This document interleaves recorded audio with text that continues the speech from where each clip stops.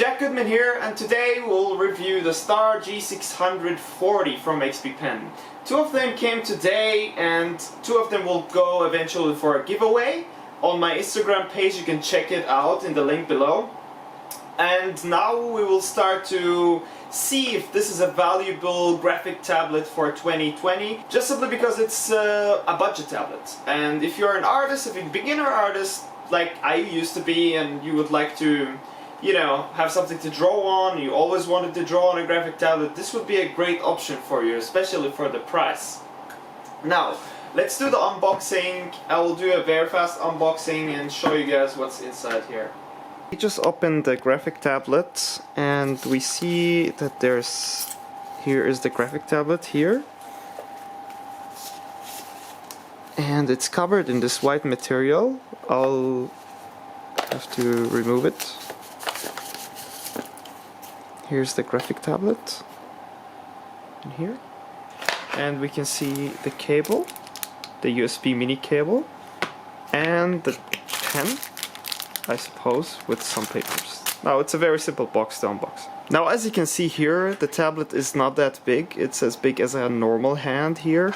I think you can connect it with this mini USB cable that came with it to the PC, and you would just have to download the drivers afterwards and draw on it. Now we're gonna review this tablet the best way possible, and that's simply by coloring some manga pages. We'll be choosing a manga scene and we'll make an ink work, and also coloring, adding shades, and we'll see how this would work in a normal illustration you know, workflow.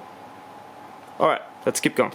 Even though Windows 10 will provide you with the latest drivers, I would highly suggest that you go to the website of XP-Pen and download the up-to-date drivers, and that's only because you'll have just more access and more options to the graphic tablet and to the pen as well.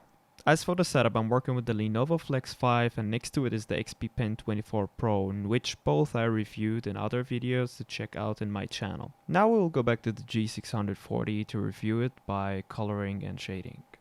Let's turn to Photoshop and see how the performance was with the graphic tablet and how I felt about it. At the beginning, I was very impressed by how smooth it is. Just plugged in the graphic tablet basically, and the drivers were installed and everything were fine, and I was just shocked by how good the lines are and how responsive the graphic tablet really is. The only downside in my opinion was the small size of this graphic tablet, that you really need to get used to it. I mean, it was hard for me because I come from the 24 inch Pro, and to go into such a small area, it's just a difference, and it got my attention how responsive it is. Like, as you can see in the video, those small lines with the graphic tablets from the 2010 and things like that, they were used to be so jumpy. They would jump around and they will draw some lines that you did not order them to. But this one is very responsive, and it's very impressive in that sense. But I really had to get used to it. The lines were out of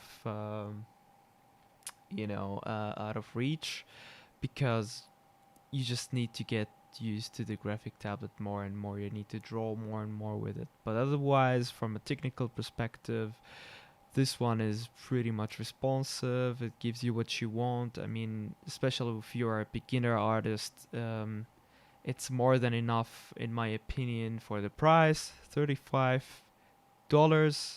Maybe it's around 32 euros or something like this if you live in Europe.